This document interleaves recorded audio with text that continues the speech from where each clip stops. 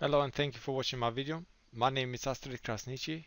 I'm Cisco, CCNA, CCNP and Palo Alto certified instructor. On this video we are covering PCNSA 210 and this is chapter 5, Content ID. This is the second video of chapter 5, which is 5.2, Vulnerability Protection Security Profile. So the first profile that we're going to dive into is vulnerability protection. Very interesting stuff. So vulnerability protection security profiles contain rules that configure the action taken by the firewall when it detects malware, known to exploit system vulnerabilities of different severity levels and types. Exploits, among others, they can include buffer overflow, illegal code execution, or maybe SQL injection, and so on. So every Palo Alto network defined vulnerability protection signature includes a default action, maybe drop, maybe reset both, reset client, reset server, and so on. We're going to see it. Updated vulnerability protection signatures are made available every week by Palo Alto Networks as part of the content updates. And we can attach the vulnerability protection profile to security policy rule, which I'm going to show you. Now, this is going to be the lab that I'm going to be using. I already have a Kali Linux sitting in the outside zone with that IP address. And I will have a Ubuntu server with that IP address sitting on my demilitarized zone. Kali Linux is going to access the Ubuntu server, or we're going to do vulnerability testing from Kali Linux, and it's going to access through a public IP address of 203.0.113.10. That public IP address, the firewall will translate it to internal IP address or destination NAT to that address. I'm going to configure three things. I'm going to configure one, I'm going to do NAT, network address translation, and that's going to be a destination NAT. Two, I'm going to create a security policy rule, which will allow the outside zone Kali Linux to access that Ubuntu server. And number three, I'm going to create a vulnerability protection.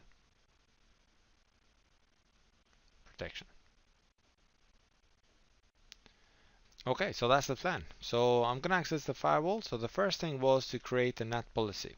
And to do that, you need to go to policies and then NAT. See, I already have two NAT, but this is the NAT from outside to inside, or outside to demilitarized zone, I don't have. So I'm going to create that. I go add, and this is going to be outside to DMZ. And when you configure NAT, and more information how to do the tags and so on, you need to look at the chapter 3. We go in more in depth about the NAT.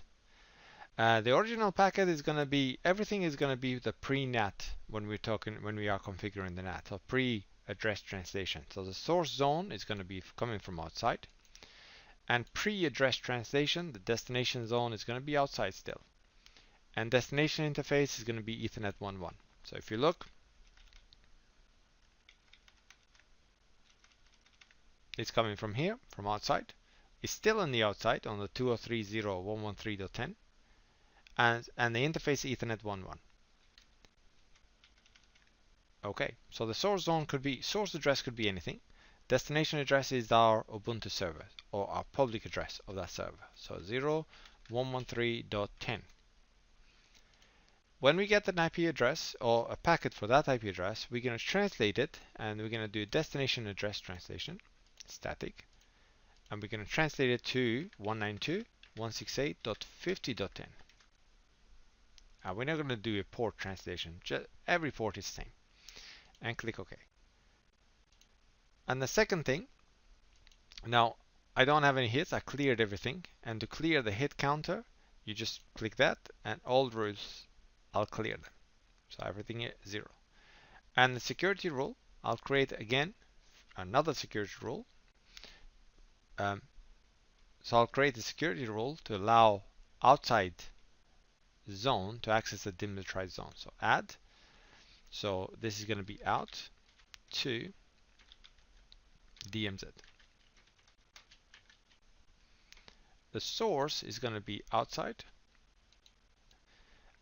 Source address, it could be anything, any address. User, we don't have a user ID configured, or host information profile, so we're going to leave it to any. Destination is going to be, well, this is a post NAT. So the destination is going to be demilitarized zone. Destination address is a pre-NAT, so we need to put the address that before is being translated. 113.10. Application, we're going to leave it to any. And the services, we're going to leave it to any. Just for demonstration. Otherwise, you really wouldn't do this. For the outside the demilitarized zone, you'll put like service, FTP, or just making sure the exact services you have, or the exact applications you have actually. In the action, I'm going to set it to allow, log at session end, and the profile setting, we're going to add a vulnerability protection here. But once we configure it, yeah? So profile type, and I say profiles, and then vulnerability protection. We don't have a configure. We can use a predefined ones, but we're going to make our own one. And click OK. So to configure the vulnerability protection, you need to go to Objects, and then Security Profiles. And then on the Security Profile, you have Vulnerability Protection. We already have a 2 predefined read-only vulnerability protection security profiles. We can't change them. They are read-only. But if we want to use them, we can clone them and then change the clone. But we're not going to use it. We're going to make our own one. But I'm just going to show you what's inside. So if I click on the default, so for example, we have a default signatures for client and default signatures for server. So critical, high, and medium for the client, critical, high, and medium for the server. What to do? So then we can have a default action. Whatever the signature says, that's what we're going to do. And we don't have a packet capture. The strict one, it's similar to the default one. It just have 2 extra, information and low. So critical, high, and medium, it's reset both. Information and low is a default. And I'm going to explain all of these when we create our own one. So we're going to create our own vulnerability protection security profile. So click on the add, and first we have to give it a name, whatever we want. So I'm going to just call it asterisk vulnerability protection.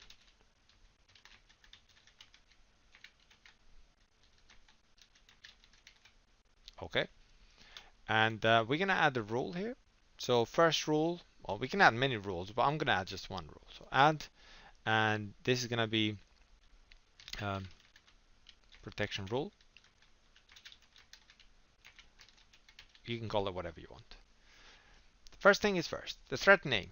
We can put here any, so it's going to match any signatures from anywhere. Or if you just want to match, for example, say that I want to match only Microsoft signature, I'll put Microsoft.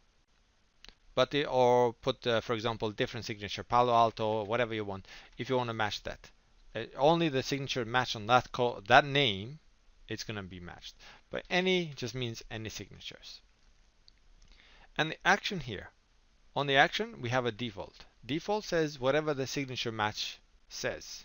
It's got to be either one of the actions going to be there by default. Or if we want to set our own one, it could be allow, which is allow the packets to go through. Allow the packets to go through. Could be alert. That means log the packets and allow them to go through. Drop means drop the packets, obviously block the packets, but create an alert as create a log. Reset the client, so reset the initiator, or reset the server, the responder, or reset both the initiator and responder. Or we could block the IP address of the source, or we could block the destination. So if I check in that, we're not going to use the block, but if I select that, we can block the source, or we can block source and destination, and we can set the duration in seconds. What are we going to do here? We're going to say alert, because I want to show you the threat log in monitor so we can see it. But otherwise you would say drop or whatever if you put in critical or high. Host type can be any, or you can just look into the clients or the server. Now I'm going to leave it to both, any. In the packet capture, we can have a packet capture disable, or we can capture one packet or extended capture. A single packet here. On the category is the exploits. For example, I want to use any exploits, or maybe brute force only, code execution, exploit kits or SQL injection, overflows. I'm just going to leave it to any, right? And I'm doing this. This is going to be for all severities. I can use it maybe only for critical and change it to something else for others. I'm going to use it for all. We can also use a common vulnerability exposures numbers if we want to use all of them. Just simple one they have identified, or any means anything. And same goes for vendor's ID. And click OK. Now we got that protection role that says I'm gonna alert for everything. We shouldn't really. We should be dropping stuff, but it's for you to see it on the threat monitor or threat log, I should say. Okay. Now I've done that, my protection, asterisk vulnerability protection, and I need to go and apply this into my policy role. So I'll go there to policies and go to security, out to demilitarized zone, and then go to action. And under profile settings, you go to vulnerability protection, and I'll put asterisk vulnerability protection and click OK. And then I will commit this.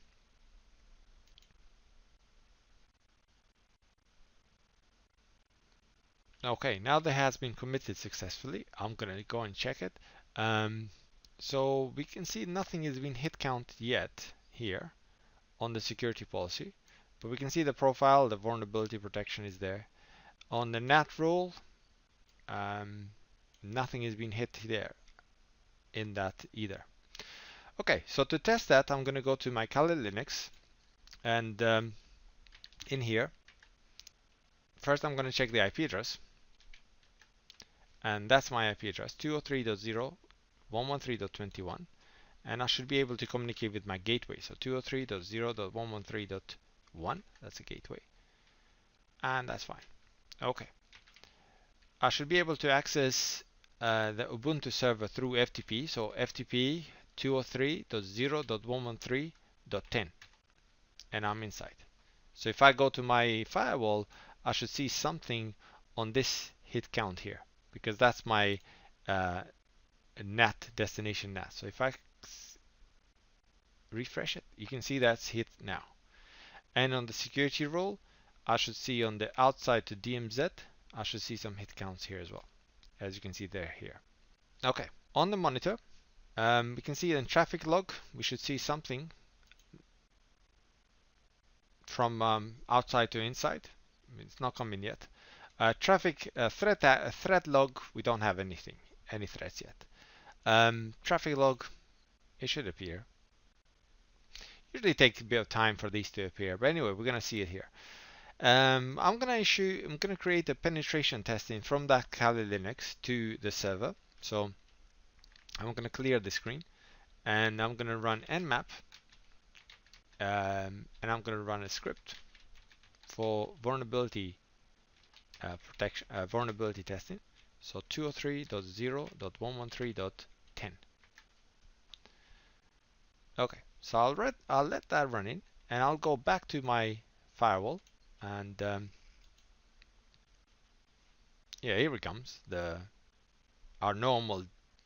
We went to FTP, which we allow, and that's the address of the Kali Linux, and that's the address of our server, and everything is working fine.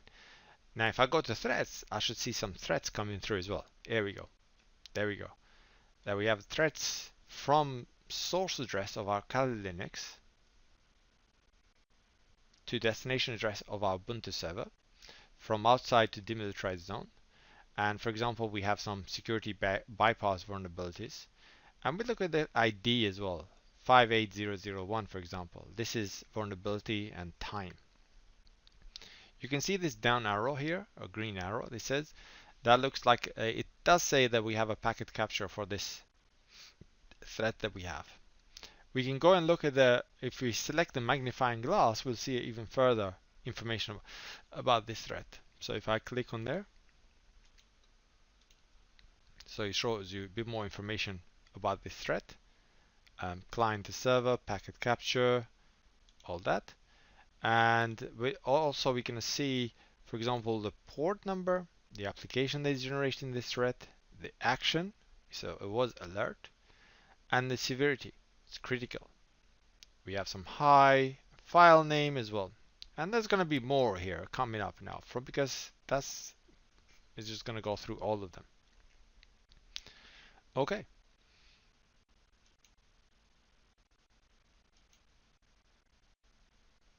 Imagine that we have a threat that we want to, for example, exempt some IP address. So these threats, like we know for sure that, for example, this threat, let's say 35107 HTTP password access attempt is fine. You know, we can exempt that IP address from that threat. To do that, we can go to objects. We have to go to object, vulnerability protection, and then find our vulnerability, and then have an exemption here, exemption. And we can show all signatures. There's going to be all of signatures. But the one that we found, instead of looking one by one, there's a 14,000 signatures. Just the one that we looked at, 35107, I think it was. Yeah, there we go. And say that this signature, I don't want to create an alert, and I want to exempt an IP address. So you just have to click on this white space here, even though it's not easy to detect, but just click on the white space, and then we can add an IP address that we don't want this threat to be written. So for example, for 203.0.113.21, I don't want this vulnerability to come up, and click OK. So we have one exemption here, and then we will commit that, and then we will never see on the monitor, on the threat log, we won't see that threat, this threat here. Okay, so we looked at, so by default, vulnerability protection has two predefined read-only. You can't change them, but you can clone them and reuse them if you want to, or you can create your own one.